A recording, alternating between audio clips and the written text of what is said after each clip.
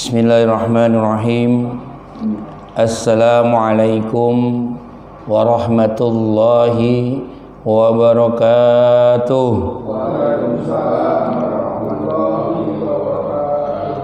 Alhamdulillah allazi anjala sakinata fi qulubil mu'minin liyazdadu imanan ma'a imanihim. Ashhadu an la ilaha illallah wa ashhadu anna Muhammadan abduhu wa rasuluh. Allahumma salli wa sallim wa barik ala Muhammadin wa ala alihi wa sahbihi ajma'in. Amma ba'du. Ma'asyiral muslimin rahimakumullah, jamaah Musholah Al-Inayah yang dirahmati Allah Subhanahu wa taala. Pertama dan utama, marilah senantiasa kita panjatkan puji syukur kehadirat Allah Subhanahu wa taala yang telah memberikan rahmat serta hidayahnya kepada kita. Alhamdulillah, pada hari ini kita dapat duduk berkumpul bersama di rumah Allah ini dalam rangka talabul ilmi di pagi hari ini. Salam serta salawat semoga Allah limpahkan kepada junjungan kita baginda Nabi Muhammad sallallahu alaihi wasallam beserta keluarganya, sahabatnya, insyaallah sampai kepada kita pengikutnya. Amin amin ya rabbal alamin. Jamaah yang berbahagia, cukup mafhum kita bahwasanya kehidupan kita di dunia ini kita diciptakan oleh Allah Subhanahu wa taala ada dalam satu maksud tertentu, bukan hanya sekedar main-main, bukan hanya sekedar asal-asalan, tapi ada maksud dari Allah menciptakan kita manusia di dunia ini. Allah berfirman di surat Az-Zariyat mengatakan, "Wa ma khalaqtul jinna wal ins illa liya'budun." Dan tidaklah aku ciptakan jin dan manusia kecuali untuk beribadah kepada Allah Subhanahu wa taala. Jadi diciptakannya kita ke dunia ini dalam rangka beribadah kepada Allah Subhanahu wa taala. Dan konsekuensinya ketika kita diciptakan oleh Allah untuk beribadah, ada yang mau beribadah dengan baik dan ada yang tidak beribadah dengan baik. Nah, orang-orang yang beribadah dengan baik, maka mereka akan mendapatkan ganjaran yang baik pula. Bagi mereka yang tidak melaksanakan ibadah dengan baik, maka Allah juga akan memberikan ganjaran yang tidak baik pula. Maka tinggal kita pilih apa yang mau kita inginkan nanti di akhirat kelak. What do you want? Jannah resident or Jahannam resident. Jadi tema kita ini adalah apa yang engkau inginkan. Jannah resident, apa itu? Surga or Jahannam resident, apa itu? Neraka Jahannam. Up to you.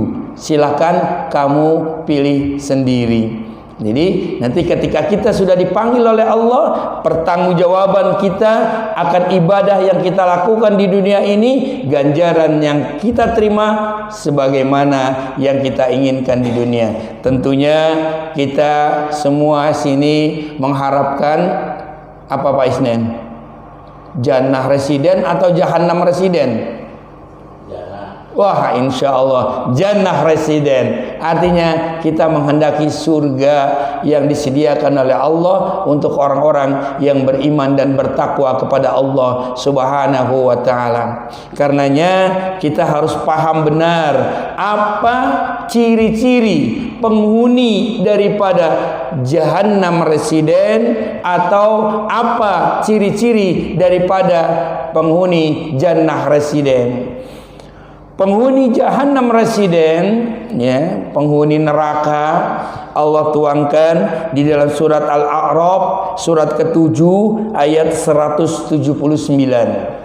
Ya, boleh dibuka surat Al-A'raf surat ke-7 ayat 179 yang berbunyi, A'udzubillahi minasyaitonirrajim. Bismillahirrahmanirrahim.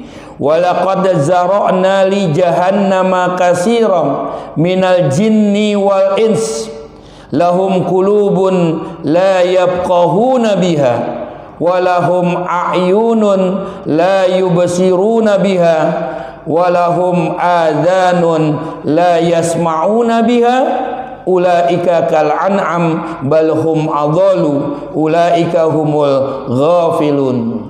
Kata Allah dalam surat Al-A'raf ayat 179, akan aku jebloskan ke dalam neraka jahanam. Jadi siapa penghuni neraka jahanam yang akan dimasukkan ke dalam neraka jahanam? Yaitu sebahagian daripada jin dan manusia. Siapa yang dimasukkan, Yan? Jin dan manusia. Kita termasuk jin bukan? Bukan ya. Tapi kita manusia bukan? Berarti syarat pertama kita sudah ada tuh untuk syarat masuk ke dalam neraka sebagai manusia. Yes. Ya. Jadi yang pertama syaratnya adalah jin atau manusia. Kita bukan jin, tapi kita manusia. Nah, kita sudah masuk syarat pertama nih. Apa syarat kedua? Syarat kedua untuk penghuni neraka adalah lahum qulubun la yafqahuna biha. Mereka punya hati tapi tidak mau memikirkan Al-Quran. Mereka tidak mau memikirkan penciptaan Allah. Jadi orang yang hatinya batu, istilahnya kata begitu ya, bebel, nggak mau memikirkan tanda-tanda kebesaran Allah, tidak mau terpaut kepada Al-Quran, maka hati itu adalah menjadi syarat kedua dari penghuni neraka atau Jahannam residen. Jadi kalau bapak-bapak ya, saudara sekalian punya hati tidak mau memikirkan tanda-tanda kebesaran Allah, berarti hati kita sudah menjadi syarat kedua untuk masuk ke dalam neraka jahanam. Jadi ternyata masuk neraka itu tidak seenaknya sendiri ya. Kalau nggak memenuhi syarat nggak akan bisa ya. Jadi saya mau masuk neraka nih, nggak bisa kalau nggak memenuhi syarat. Makanya syaratnya dikasih tahu nih. Jadi yang mau milih Jahannam residen jadi tahu syaratnya. Pertama manusia, yang kedua punya hati tidak mau memikirkan tanda-tanda kebesaran Allah, hatinya tidak terpaut kepada Allah. Apa yang ketiga? Yang ketiga kata Allah, walahum a'yunun la yubsaruna biha. Apa itu? Mereka punya a'yunun, apa ini? Mata, tapi tidak mau melihat apa itu? Al-Quran, tanda-tanda kebesaran Allah. Hatinya tidak terpaut dengan Allah, matanya tidak mau terpaut dengan Allah.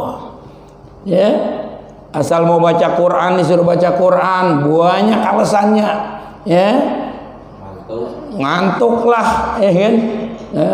Tapi kalau udah ngobrolin orang, jangankan 1 jam, 2 jam cukup nggak Pak Isnen? Nggak cukup, kurang.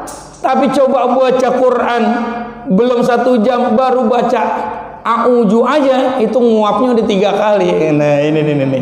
Ya. Ya. Jadi mata yang seperti inilah yang tidak terbiasa dengan Al-Quran, maka mata ini menjadi syarat ketiga untuk masuk ke dalam Jahannam residen. Ya, tuh udah berapa tuh? 1 manusia, 2 punya hati tidak mau terpaut dengan Allah, punya mata tidak mau terpaut dengan Al-Quran.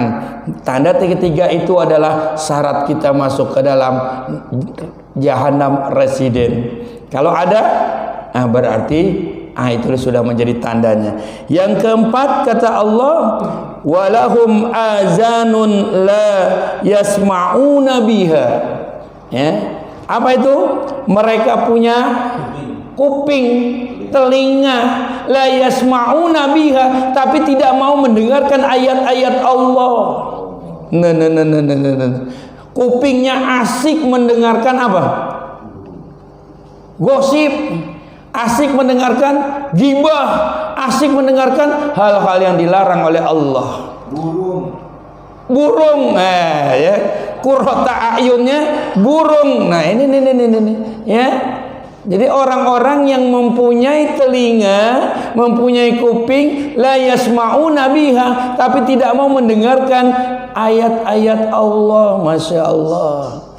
Ini tanda keempat daripada orang-orang yang akan mendapati Jahannam residen. Jadi empat ini ada nggak ada adalah kita. Kalau ada, yes, kita termasuk penghuni neraka Jahannam. Nauzubillahi min dzalik. Jadi kalau mau masuk neraka ada syaratnya Pak Isnen. Yang pertama manusia, yang kedua punya hati tidak mau terpaut kepada Allah, yang ketiga punya mata tidak mau melihat tanda-tanda kebesaran Allah, tidak mau melihat Al-Quran, yang keempat punya telinga tidak mau mendengarkan firman Allah. Ya, asal diajakin dengerin ceramah ada aja alasannya. Ya, yang pengen jemput anak lah, yang pengen beli sarapan lah, ya. Nah ini nih bisa menjadi tanda-tanda penghuni Jahannam residen, ya. Nah penghuni neraka Jahannam ini kata Allah, ulaika kal an'am balhum adallu. Mereka itu seperti binatang ternak, bahkan lebih hina daripada binatang ternak. Jadi kelakuannya, ya, kelakuannya itu seperti binatang ternak, bahkan lebih hina dari binatang ternak. Orang yang punya hati, punya mata, punya telinga, tidak diatur dengan Al-Quran, maka coba lihat pasti perangainya seperti binatang ternak. Balhum adallu, bahkan lebih hina daripada binatang ternak. Bapak-bapak tahu yang namanya macan, singa, itu binatang yang paling ganas, paling galak, ya. Tapi nggak ada binatang yang namanya singa, yang namanya macan suka makan anak atau anaknya makan emaknya, nggak ada, ya. Tapi orang yang tidak diatur oleh Al-Quran, tingkah polanya bahkan lebih dari itu. Ada seorang anak dididik dilahirkan oleh orang tuanya, kemudian dia diberi pendidikan sampai sarjana hukum, sampai dia menjadi pengacara, tapi dia tega memasukkan orang tuanya, mempolisikan orang tuanya akibat cuma sekedar hal-hal yang sepele. Orang tuanya dituntut masuk ke dalam penjara. Nauzubillah. Seorang anak yang sudah dididik dengan kasih sayang oleh orang tuanya, mampu dia melaporkan orang tuanya hanya sekedar gara-gara warisan yang belum dibagikan. Nauzubillah. Bukankah ini lebih jelek, lebih hina daripada binatang ternak? Apalagi contoh binatang ternak. Tahu Pak Isnen yang namanya monyet? Apa ciri-ciri monyet? Langsung garuk-garuk dia, ya. Monyet Pak Endro, kalau tangannya yang kanan megang pisang, ada lagi pisang, diambil nggak main tangan kiri? Terus kakinya ngambil lagi nggak? Kaki kanan, kaki kiri. Itu sifat apa itu namanya? Serakah, ya. Monyet itu serakah. Orang yang hatinya, kehidupannya tidak diatur dengan Al-Quran, maka pola tingkah lakunya pasti seperti monyet, bahkan lebih hina daripada monyet. Serakah. Ada binatang tuh yang kita benci tuh ngok-ngok gitu, ya. Apa tuh Pak Kumis, Pak Ari? Bagong, babi. Bagaimana ciri babi? Apa yang kita bisa lihat dari babi? Jorok, sampai kotoran pun, mohon maaf, dimakan, ya. Jadi orang yang hatinya tidak terpatri dengan Al-Quran, maka sifatnya bisa lebih hina daripada babi. Masya Allah, ya. Prinsip hidupnya 3H. Apa itu 3H? Halal, haram, habek, kalau kata orang Betawi, ya. Halal, haram, habek. Artinya apa? Mau halal kek, mau haram kek, gua sikat tuh, ya. Jangankan yang apa itu, yang halal, yang haram saja sudah susah. Jadi kalau ada yang haram disikat juga. Nih, peringai daripada yang namanya binatang ternak yang namanya babi. Masya Allah, orang-orang yang hati, mata dan telinganya tidak diatur oleh Al-Quran, ulaika kal an'am balhum adolu, mereka kayak binatang ternak, bahkan lebih hina daripada binatang ternak. Na'udzubillahi min dzalik. Jadi bapak-bapak hadirin sekalian, yang namanya tujuan akhir kita berupa Jahannam residen adalah orang-orang yang mempunyai ciri-ciri, mempunyai hati, mempunyai mata, mempunyai telinga, tidak mau diatur oleh Allah Subhanahu wa taala, maka perangai mereka seperti binatang ternak, bahkan lebih hina dari binatang ternak. Nauzubillahi min dzalik. Tentu hal yang seperti itu tidak ada keinginan sedikit pun di dalam diri kita untuk mengambil hal yang demikian. Namun kenyataannya banyak orang yang menginginkan surga tapi berperangai seperti polahnya penghuni neraka. Kenali ciri-cirinya. Kalau kita mau masuk ke dalamnya, hati-hati, ciri-cirinya sudah jelas berada di hadapan kita di surat Al-A'raf surat ke-7 ayat 179. Sekarang kita melihat, Pak, saya nggak maulah jadi mengambil Jahannam residen, saya maunya ngambil Jannah residen. Ada nggak ciri-cirinya? Ada. Apa ciri-ciri daripada penghuni Jannah residen? Di dalam surat Ali Imran surat ketiga dalam Al-Quran ayat 135. Surat 34 ya. Jadi diawali dengan 133, Allah berfirman,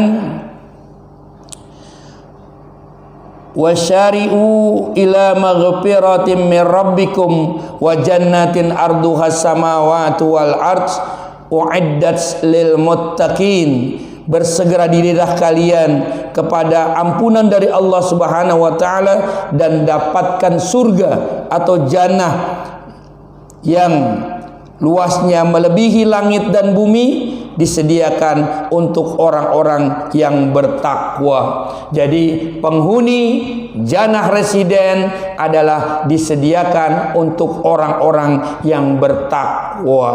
Apa Pak Isnen bertakwa itu? Bertakwa itu adalah memusatkan seluruh ibadah kita hanya kepada Allah dan berusaha semaksimal mungkin untuk menjauhi larangan-larangannya. Jangan prinsip takwa kayak orang-orang sono ya. Pak Ustadz, saya juga bertakwa. Apa itu takwa? Kalau ada yang geletak saya bawa. Itu takwa yang salah tuh, ya. Kok begitu? Iya, ada jin ini di jembreng. Oh, nggak geletak nih, saya bawa, saya takwa dong. Nah, ini takwa yang salah ya. Jadi takwa yang sebenarnya adalah berusaha melaksanakan perintah Allah dan berusaha pula dengan maksimal menjauhi larangan dari Allah Subhanahu wa taala.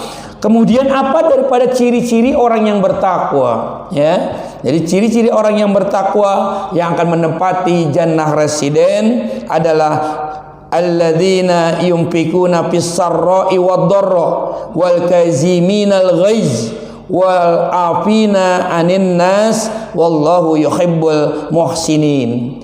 Apa itu orang ciri daripada orang yang bertakwa? Yang pertama kata Allah, alladzina yunfikuna fis sarra'i wad dharra, yaitu orang-orang yang mau menafkahkan hartanya baik dalam keadaan lapang maupun dalam keadaan sempit.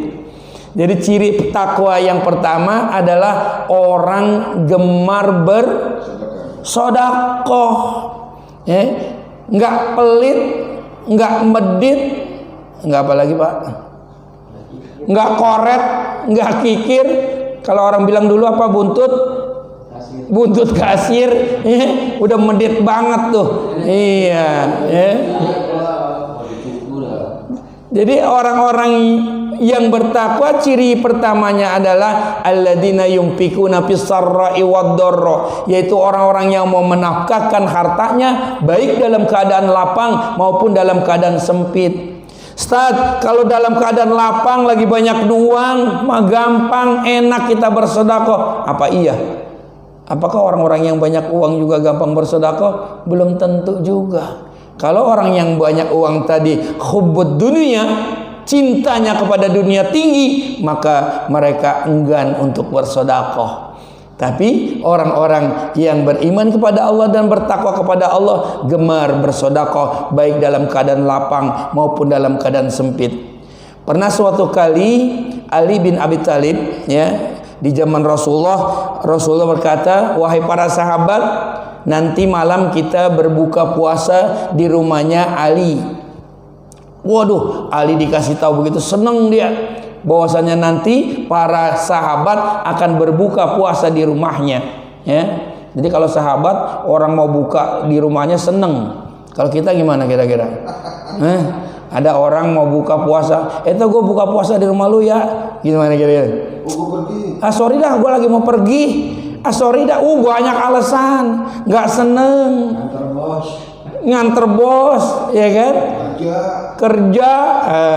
Tapi orang-orang yang bertakwa tadi, para sahabat Rasul, apabila ada yang mau berbuka puasa, dia senang banget. Maka Ali buru-buru pulang, dia berkata kepada istrinya, wahai Fatimah, istriku, alhamdulillah ada kabar gembira. Apa kabar gembira wahai suamiku? Nanti kata Rasulullah, para sahabat akan berbuka puasa di rumah kita. Apa kata Fatimah? Alhamdulillah, ya, senang pula bininya dikatakan oleh suaminya ada yang mau buka puasa di rumahnya, ya. Lalu apa yang kita punya wahai istriku untuk disuguhkan kepada para sahabat? Apa kata Fatimah? Tidak ada satupun makanan yang bisa kita sajikan untuk para tamu.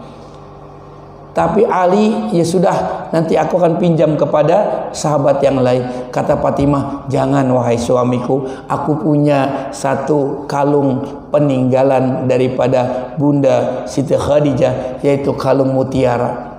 Bawalah kalung mutiara ini, kau jualah ke pasar, belikanlah persiapan untuk berbuka puasa di rumah kita menyambut para sahabat. Subhanallah, istri yang sangat luar biasa. Di rumahnya nggak punya apa-apa, ya, orang pada mau datang berbuka puasa, kalung peninggalan bundanya diberikan kepada suaminya untuk dijual dan dibelikan barang-barang untuk menyambut para tamu untuk berbuka puasa.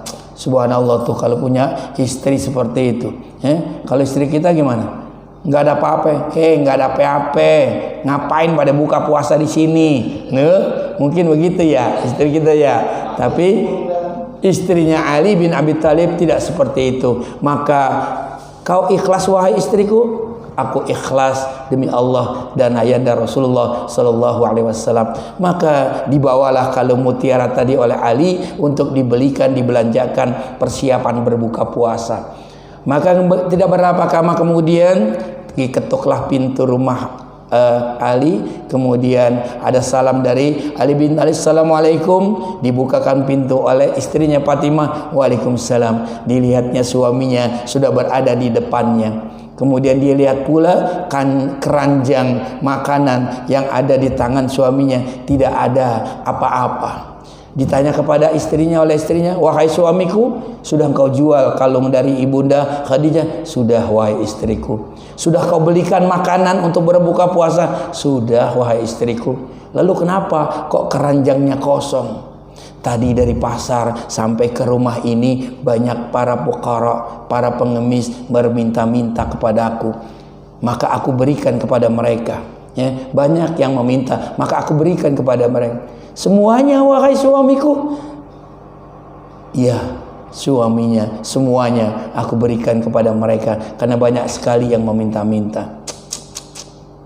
Nanti sore ada orang mau buka puasa, nggak punya duit apa-apa, satu-satunya kalung mutiara, ya, disuruh jual, udah dijual, dibeliin makanan, ada orang yang minta-minta, dikasih sama Ali, ya, sampai rumah kosong, ya. Kira-kira kalau bini kita kayak begitu tuh, kita pulang kosong, diapain tuh kita tuh? Ya. Lulu ya, udah tahu nggak punya apa-apa, ya masih bergaya, ya kalau perlu jidatnya di apa tuh, jidatnya Pak, ditoyok tuh, ya Masya Allah, ya. Tapi Ali tidak seperti itu.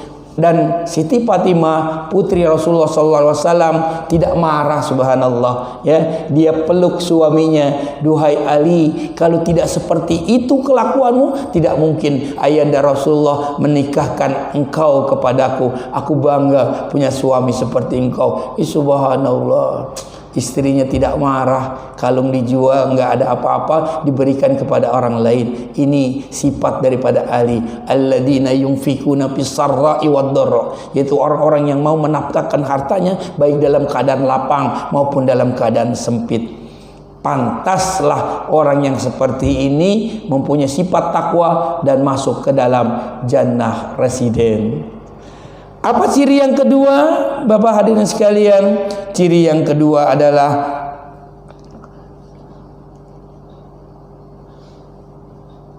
wal kaziminal ghaiz. Apa itu? Mampu menahan amarah.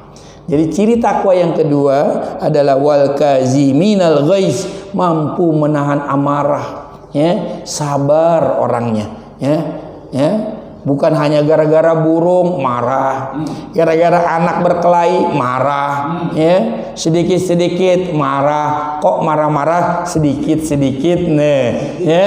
Jadi orang-orang yang punya sifat takwa, punya sifat ciri sabar, ya. Sebagaimana Allah katakan, isbiru wasobiru warabitu. Sabarlah kamu, terus bersabar dan tetaplah dalam kesabaran. Jadi orang yang mempunyai ketakwaan punya ciri menahan emosinya, nggak gampang marah, ya. Kenapa? Kalau orang sudah marah, maka setan akan masuk ke dalam dirinya. Ketika dia marah, dia biarkan setan masuk ke dalam dirinya. Orang yang bertakwa tidak mau dirinya dijadikan ladang untuk setan beraksi di dunia ini, ya. Hal yang ketiga yang menjadi ciri orang-orang yang bertakwa adalah wal afina anin nas. Apa ini? Ini lebih berat lagi dari sedekah, lebih berat dari menahan amarah, yaitu memaafkan kesalahan orang lain. Wal afina anin nas, mau memaafkan kesalahan orang lain. Banyak diri kita gemar bersedekah, bisa menahan amarah, tapi tidak mau memaafkan kesalahan orang lain. Apalagi gara-garanya adalah warisan. Karena warisannya diserobot, apa kata kita? 7 turunan, 7 tanjakan, 7 belokan, gua nggak bakalan maafin lu. Nauzubillah. Dengan saudara kita hanya karena harta dan tidak ada keilmuan, banyak diantara kita nggak mau memaafkan kesalahan daripada orang lain. Ya, hadirin jamaah yang berbahagia, maka bukalah lebar hati-hati kita untuk senantiasa memaafkan kesalahan orang lain. Kenapa? Karena orang yang menyimpan dendam, nggak mau memaafkan kesalahan orang lain, maka hatinya akan sakit. Kalau sudah hatinya sakit, dia tidak akan mendapatkan jannah di dalam dunia ini. Jangankan di akhirat, di dunia saja dia tidak mendapatkan jannah dalam hatinya, apatah lagi di akhirat kelak dia akan langsung masuk ke dalam neraka jahanam. Nauzubillahi min dzalik. Karenanya maafkan kesalahan orang lain, apalagi sebelum orang itu minta maaf. Subhanallah. Kenapa? Kalaupun kita menyimpan dendam, maka kita yang rugi. Orang berbuat zolim kepada kita nggak maafin, kita inget-inget mulu. Orang yang zolim saja enak-enakan berkeliaran tanpa beban. Kok kita yang dizolimi malah merasa jadi sakit, dipendam itu sakitnya. Ruginya berapa kali Pak Inan? Berkali-kali kita mendapatkan kerugian. Wal afina anin nas. Terakhir, yang keempat, ciri daripada orang-orang yang bertakwa adalah wallahu yuhibbul muhsinin. Allah cinta kepada orang-orang yang berbuat kebaikan. Karenanya Dimanapun kita berada, tebarkan kebaikan. Ya, kalau kita menebarkan kebaikan, maka kita akan menjadi buah bibir daripada masyarakat tentang kebaikan. Alhamdulillah loh, di sini ada Pak Andra, ya, orangnya care, orangnya suka bantu. Subhanallah, didoain, ya. Kalau Pak Andra pindah, orang-orang pada sedih. Aduh, kok orang sebaik dia pindah ya. Tuh, kalau orang-orang senantiasa berbuat kebaikan, ya. Tapi kalau orang yang berbuat kejahatan, senantiasa menebar fitnah, di kampung nih gara-gara ada dia tuh, kampung kita nggak aman, ya. Gosip kemana-mana, ya kan? Iya, bener. Saya nggak sebutin dan namanya, ya kalau yang jelek, ya kan. Kalau yang bagus mah boleh, ya. Iya. Itu kalau orang yang suka menyebar fitnah, dia pindah dari kampung kita, orang-orang pada bersyukur. Alhamdulillah, dia pindah, kampung kita bakalan aman. Ngedenger, si anu mati, pada sujud syukur, ya. Syukur dah, dia mati, masya Allah. Nih, ya. Jangan sampai seperti itu. Wallahu yuhibbul muhsinin. Allah cinta kepada orang-orang yang berbuat kebaikan. Jadi Bapak hadirin sekalian, ciri-ciri daripada Jahannam residen sudah kita pahami, dan ciri-ciri daripada Jannah residen pun kita sudah pahami. Up to you. Tinggal terserah kalian apa yang kamu inginkan. Do you want? Apa yang kau inginkan? Ya. Jahannam residen or Jannah residen, ya. Jadi jangan sampai ibadah kita salah langkah, hidup kita yang cuma sementara ini, yang cuma sebentar, kita jalani dengan kesalahan-kesalahan. Karenanya yuk sama-sama senantiasa kita mengkaji Al-Quran yang dilakukan dimanapun kita berada, khususnya di Mushola Al-Inayah. Setiap ada kajian kita hadiri kajian tadi, mudah-mudahan bisa menyelamatkan diri kita fid dunya wal akhirah. Terima kasih atas segala perhatian, mohon maaf atas segala kekurangan. Billahi taufiq wal hidayah. Assalamualaikum warahmatullahi wabarakatuh.